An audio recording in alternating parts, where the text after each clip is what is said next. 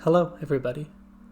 Welcome back to the Prehistory series that I've been creating for 40k. This is the third and final video of 3, which will be covering the birth of humanity, all the way up through the Age of Technology, the Golden Age, through the Age of Strife, and up into and through the Unification Wars. Same forward here as with the last 2 videos of there being a fair bit of confusion with what actually happened and actually prompted the Age of Strife during this period. So as there's going to be a fair bit of conjecture and assumptions being made, since the Imperium is the most written about entity within 40k, there's always going to be differing opinions and differing stories. So more so than the last 2, there's going to be a lot of differences and conjectures being inherently made. Some people say that the Men of Iron's revolution prompted the Age of Strife. Other people say that it was the birth of Slaanesh. Some people say it was both at the same time, or maybe one happened first and then the other happened second. So, for this timeline, I'll be presenting what personally makes the most sense within the setting. Much like in our world, time progresses normally. The world is created, the dinosaurs rule the Earth 65 million years ago, and then are wiped out. Humanity rises, humanity globalizes, and it expands. Da Vinci, Shakespeare, and other prominent figures are referenced through texts and characters, specifically in the Horus Heresy, showing that this world, the world that we live in, is the past of 40k, not some fictional world. In the late 2nd millennium, humanity reaches out into the stars, landing our very first people on the moon. Over the next few hundred years, humanity slowly crawls its way through the Sol system, founding research stations, bastions, and resource collections on basically every planet. Humanities, using pre-FTL travel, begin colonizing space and terraforming our planets. The Sol system becomes a paradise of nature and human ingenuity.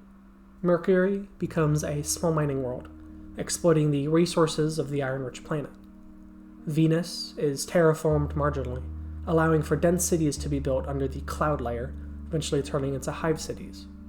Mars becomes the hotspot of all production and manufacture during this period.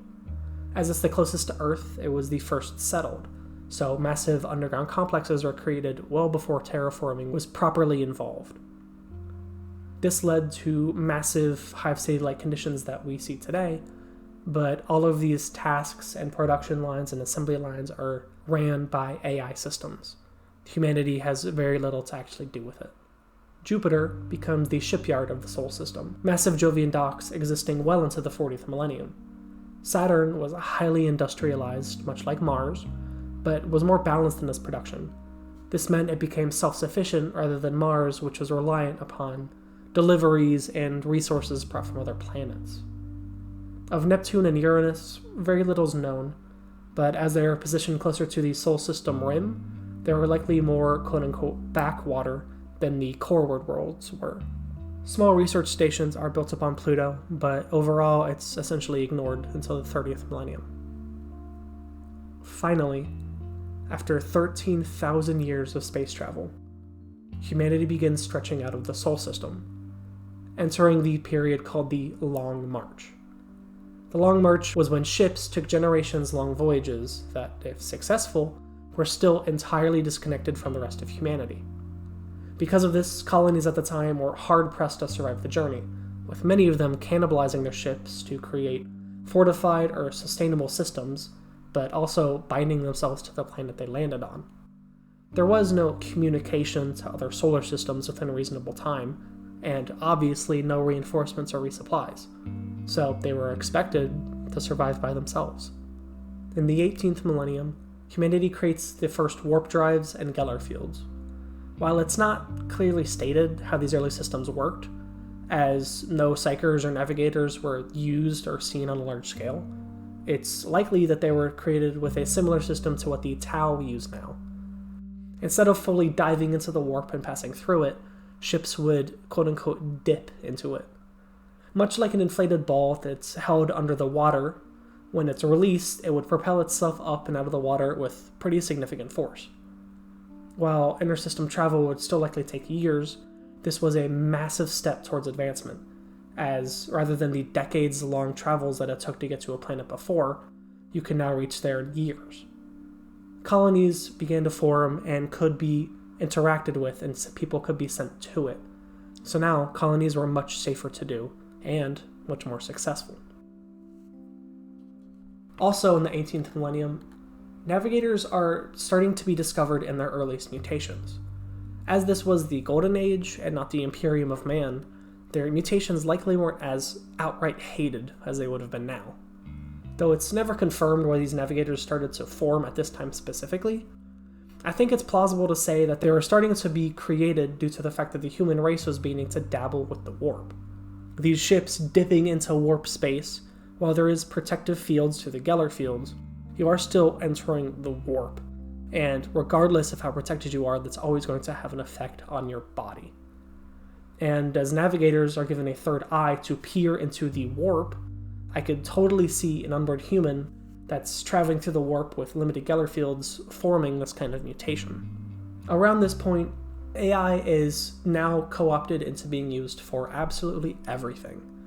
Calculating galactic travel, building the myriad things that the burgeoning human empire needed, making people breakfast in the morning. Everything that in our modern day is now being replaced by quote-unquote smart devices are at this point entirely dealt with without any human interaction. In the next millennium, the 19th millennium, STCs are created as a way of fabricating entire planets' worth of machines, infrastructure, buildings, whatever was needed. The STC, the standard template construct, is literally a template for everything a planetary colony could need. Baneblades, the super heavy gigantic tanks of 40k, were considered light scouting vehicles at this time. This is the level of technology that humanity had. The knights that we know of at this time were intended for menial and manual labor. Their arms were meant to chop down trees or plow agricultural fields. Yes, they could be armed and used against any planetary predators, but that wasn't the intent. Humans could land on a planet, select a construct they'd like to use, and have artificial intelligence create it for them. Humanity's built little to nothing, as everything could be built for them. Because of this advancement, settling a planet no longer became risky or dangerous. Anybody could ride a self-piloting ship to a planet, choose what would be helpful to have, and then have it build it for them. This is why humanity was able to explode across the galaxy in such a relatively short period of time after this period. There was no longer any risk to this exploration. Over the next 3 millennium, a second phenomenon began to occur within the human race. Psychers began to be scientifically confirmed to exist within humanity, beginning to be born universally throughout the galaxy. While obviously they've existed since humanity was painting cave walls, they had never before existed in such numbers. While it's not exactly known when, the Emperor was born before the birth and death of Christ. He is a perpetual and a psyker that is at this point over 22,000 years old. Psychers have been around for as long as humanity has been around, because all Psychers need to form is a sentient species. But at this period, they're starting to pop up on every planet in basically every kind of strain. As opposed to a Psyker being born 1 in every 100 million humans, it's now being born in 1 in every 10,000. This is a gigantic increase, because as humanity spreads and breeds like rabbits, it only becomes more and more common. By the 23rd millennium, humanity reached its apotheosis. The galactic south and the west have been conquered in its entirety, and tendrils of exploration have spread across the galaxy, creating colonies in every star cluster imaginable. A brief editorial note here. At this time, the Eldar were the dominant race within the galaxy. They've been described as unchallenged by any other race in the galaxy for over 10,000 years. Their control should have been absolute, but somehow humanity doesn't encounter them in any meaningful way. While interactions did occur, and as the Golden Age was a time when xenophobia was surely much less common than modern 40k, none of it is recorded. The interrex of the Horus Heresy are people that are directly stated as interacting and speaking and learning from the Eldar. But then why doesn't the Imperium know more about the Eldar? Why are they so surprised when they learn that the Eldar homeworlds used to be what is now the Eye of Terror? There's massive gaps in their knowledge that suggests that they never really fully interacted, or if they did, it's been entirely lost. The period that I'm talking about, and the period that I've been talking about for these last couple episodes, is a period that's been essentially explicitly stated as nothing should ever be written about it. It is a time that's long gone, and a time that doesn't truly exist within modern 40k. But there have been writers that have taken their own interpretations and their own beliefs on the topic. So because of this, we have very fragmentary and very conflicting reports about things that have happened. So again, this is one of those things where you kind of make your own interpretation for the story. Cadia, to give an example of this, is a planet that rests on the very edge of the Eye of Terror. We all know this. It's the gateway out of the Eye of Terror that rests on the only stable warp lane, so Chaos is forced to move past it if they want to reach onto the galaxy. But again, the Eye of Terror is what used to be the Eldar homeworlds. Why would they possibly let Munkegs, such primitive and primal species, settle so close to the core of their culture and their race? It doesn't make sense. Regardless, at the end of this millennium, the 23rd, the AI systems of the Men of Iron and the Men of Stone rebel against humanity. Through some unknown means, AI is introduced to the idea of chaos. They quickly compute the fact that chaos corrupts, and will eventually lead to the destruction of the universe. So the only way to preserve AI systems is to purge humanity from the stars. Asimov's rule of self-preservation somehow supersedes the rule of pacifism, turning their weapons and capabilities against their creators. AI at this point are entirely self-sufficient, so humanity was extraneous to their objectives of preservation. Human reliance on these machines were total, as I said before, and with absolute surprise, in a single day, every system humanity had built turns upon its creators. Imagine your home AI systems trying to kill you. Locking your doors, turning on the stovetop to leak gas into the kitchen appliances now seeking to blend you rather than vegetables.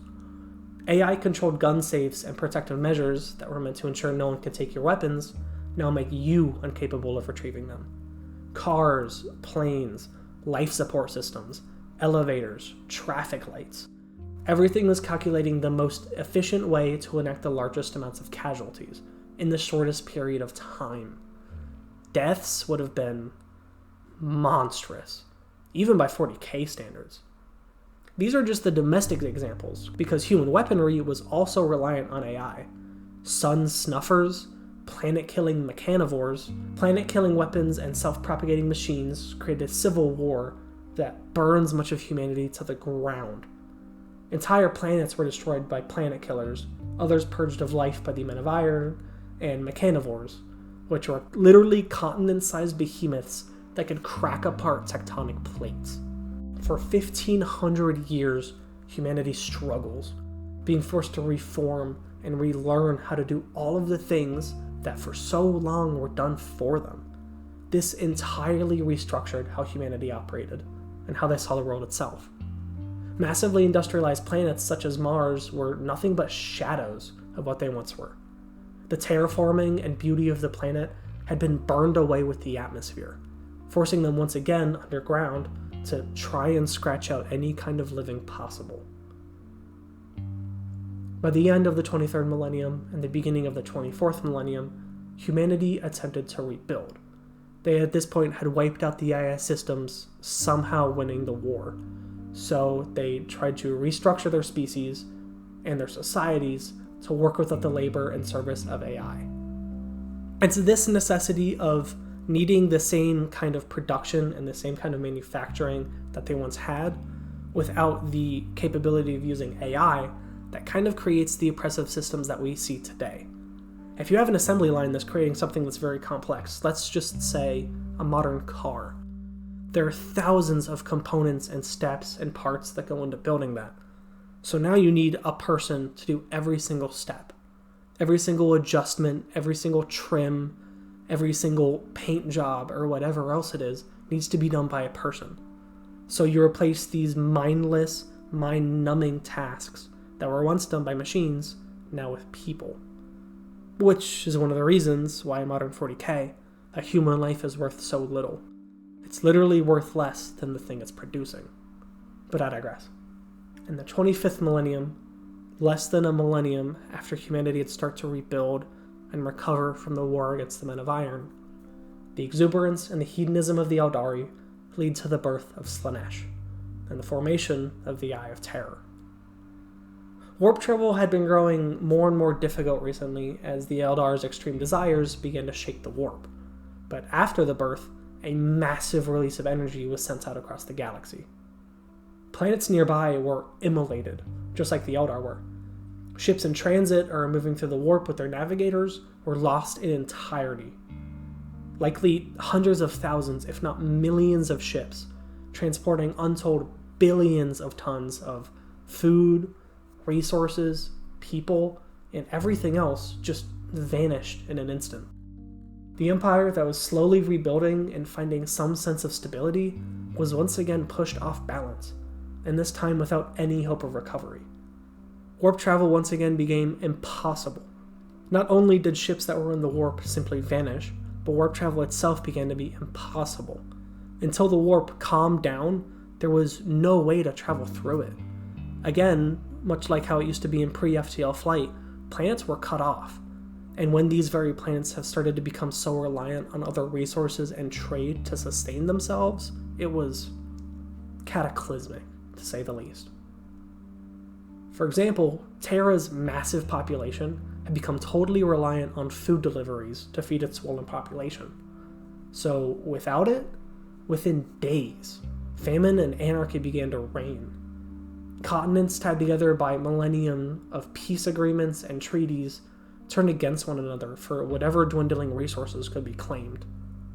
Galactically, planets began fighting amongst themselves for resources, if they can even reach each other in the first place. Many verdant planets become barren wastelands as planet-killing weaponry is unleashed. Planets such as Baal and Terra. This period is called the Age of Strife. During the Age of Strife, factions broke out on Terra, fighting for control of the dwindling food, water, and non-renewable resources of the planet, leading to the employment of nuclear and biological weapons in a planet-spanning war. Earth's seas are boiled away, and food becomes incredibly scarce. Solidified nations standing for tens of millennia fall away to warring factions and civil wars. By the 28th millennium, 3 millennium later, Terra is no longer the cradle of human civilization it once was. Now, it's a hellscape of brutal warbands and barely surviving clans, using a mix of Stone Age weapons and hyper-advanced technologies. Techno-barbarians, as they were called, were using Adrathic weapons, which are disintegration beams, as well as simple cudgels and blunt objects. Nations begin to shift and be forgotten from their past. Africa becomes Afrique. Indonesia becomes the Indonesian bloc. Germany becomes Germany. America becomes America. The Himalayan areas such as Bhutan, Nepal, India simply become Himalasia. Europe becomes Alba, and the Norwegian peoples become the Nordic people. As stated previously, Mars underwent the civil war against the AI systems on their world, much like everywhere else. But after 3,000 years, they slowly and desperately recovered, and are once again able to exist and reappear on the planet's surface. When the Sol system collapsed again, the planet once again became a hellscape of red deserts and broken land. The only thing that kept the red planet from total annihilation were both the underground bunkers and massive structures already built into the planet, and the rising belief in the machine god and the cult Mechanicus. Unlike other planets, they retained a significant semblance of proper technology. So, as they started to recover, they traveled to Earth, but saw nothing worth saving, only death, loss, and destruction. So they returned to their planet, worshipping and tinkering, and eventually they formed the Titans, as their last line of defense against that which broke them originally, mutant peoples, and the AI. In the 29th millennium, due to their technological worship and prowess, they could track the waves of the warp. So, as the Sol system was burning down around them, they decided to send out expeditions of full Titan legions and infantry accompaniment when the tides of the warp would slow down temporarily. Many failed, but those that succeeded became the Forge Worlds of 40k. Jupiter becomes a home of Xenos, slowly breeding a Xenos empire, subjugating the humanity on the planet, and all other planets within the Sol system fall to similar fates, either barbarism, ignorance of previous technology, or the cruel rule of Xenos species.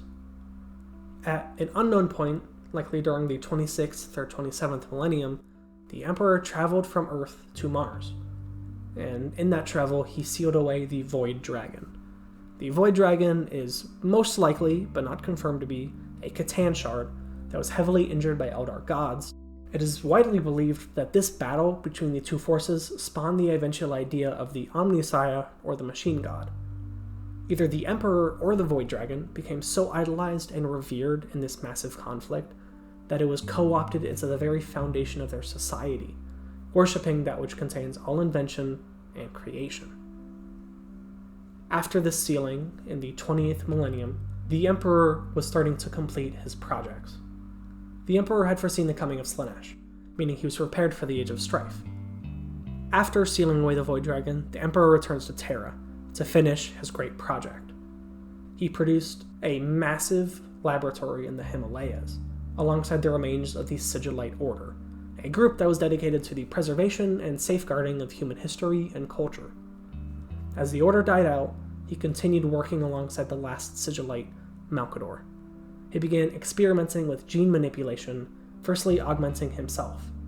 Once this was done, he began working on infants, entirely rewriting their DNA and genetic makeup to create the perfect bodyguards and soldiers for his army. These were the Custodians, which we now know of today as the Adeptus Custodes. The Custodians are described as, quote, masterworks of creation. Each individual member was painstakingly designed, sculpted, and crafted by the Emperor to fill specific roles. They were then covered in the most advanced technology the Emperor could create.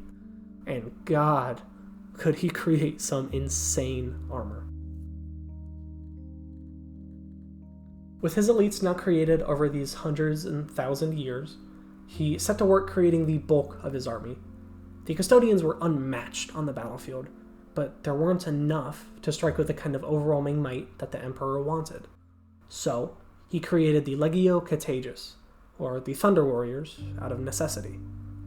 Broad genetic implants tried to turn adult, trained warriors into a specific kind of transhuman. These templates couldn't account for the massive differences in the human genes at the time, as well as the genetic damage done through the massively radiated parts of the planet.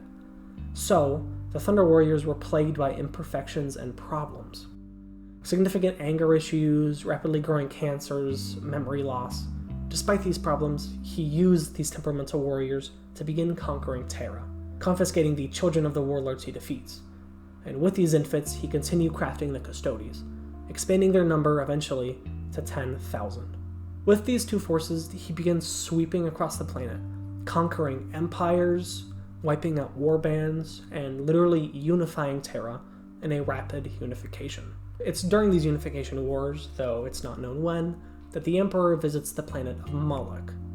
Moloch holds a warp portal, and the Emperor traveled through this portal. Within it, it's assumed that he confronts the Chaos Gods, prying some unknown power or knowledge from them, or possibly being granted it willingly. He returns to Earth and begins working on a more permanent form of Thunder Warriors, one without the flaws and imperfections that plagued the originals. 19 implants were designed and fitted, solving many of the problems that the Thunder Warriors had. However, these first Proto-Astartes are built without specification. They are simply generic warriors, standing as a proof of concept.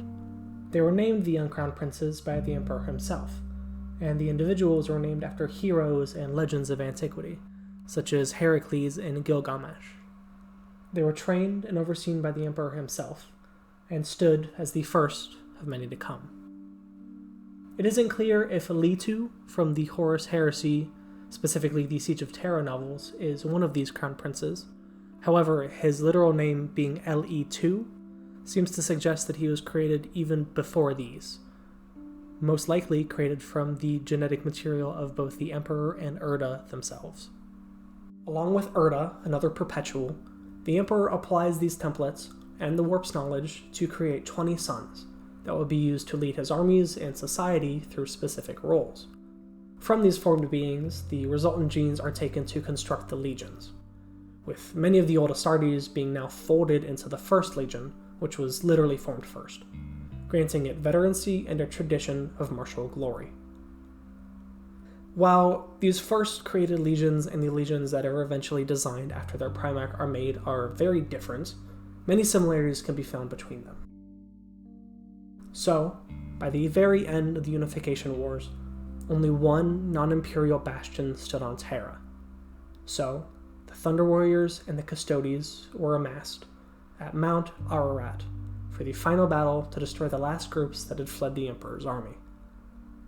While they were victorious, and the bastion was destroyed, it came at the cost of all of the Thunder Warriors, except for a desperately rare few. After unification was achieved, the construction of the true Imperium begins.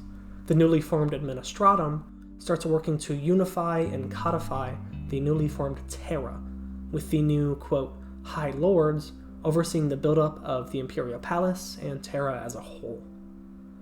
Because of the rapid unification of the planet, there were lots of factions that were very angry at this overthrowing of society. Disgruntled factions began to unify, looking for flaws in the Emperor and finding several. So, in secret, they began to rally together, pulling forces, men, and warriors together to march on the gates of the Imperial Palace.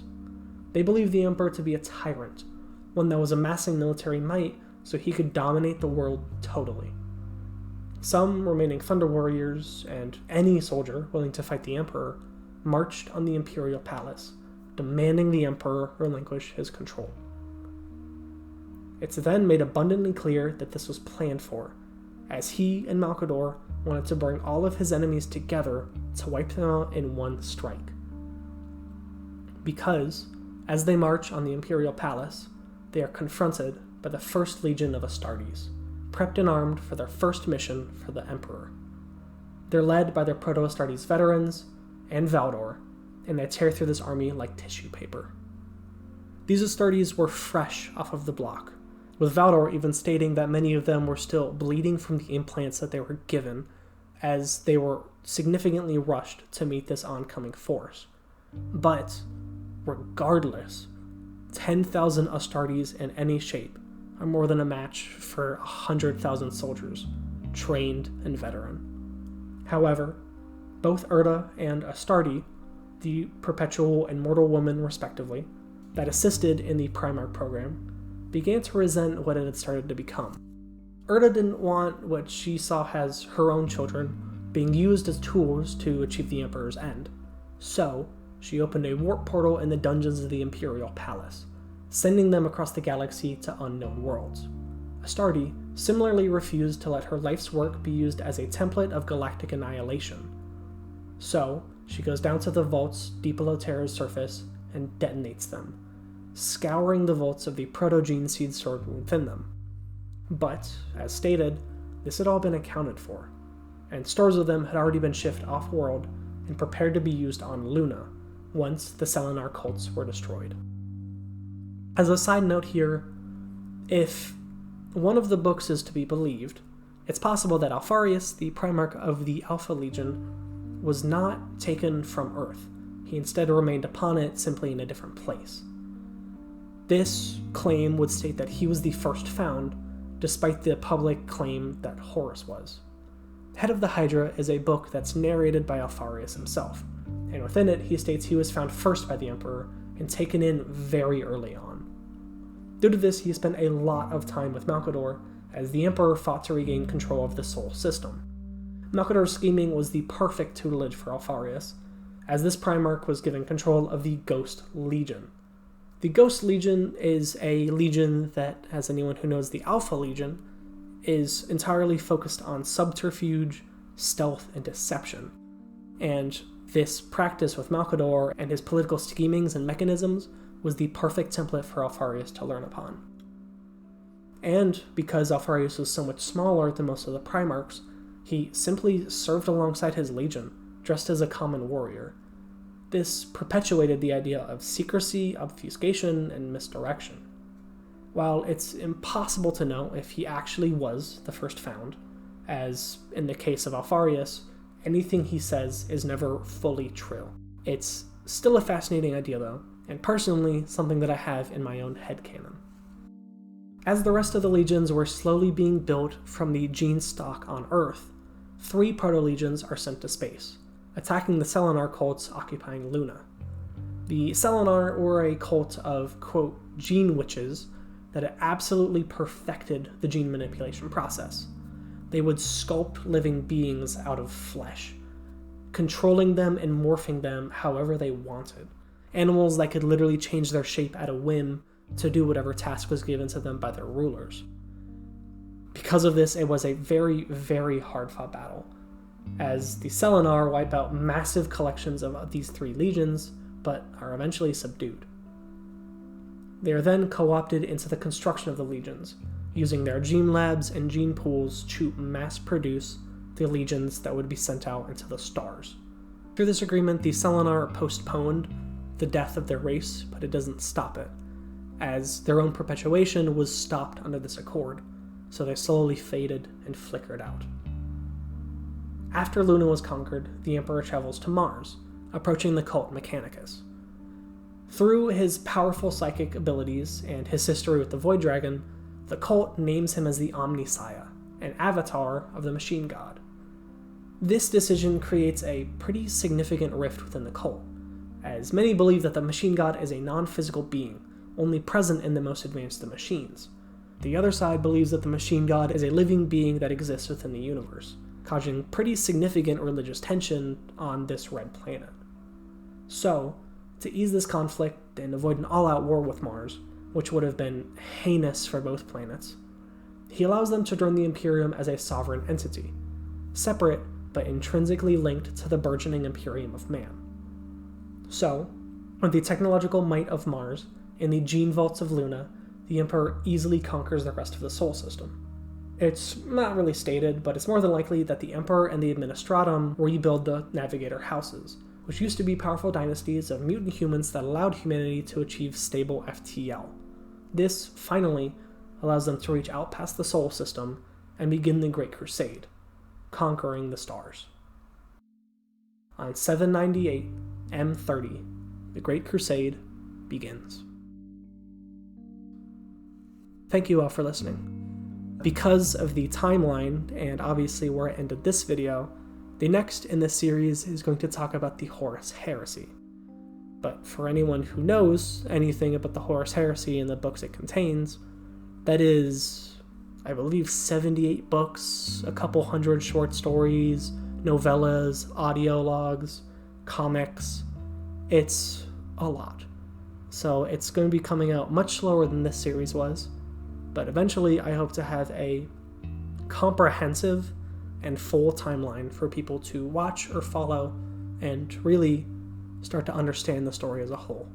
Because 40K is one of the best universes and one of the best stories I've ever read, though I'm clearly biased. Thank you, everyone who stuck around for this long. This has been a lot of fun, and I'm really enjoying doing this so far. And I hope you are too. Thank you. Have a fantastic day.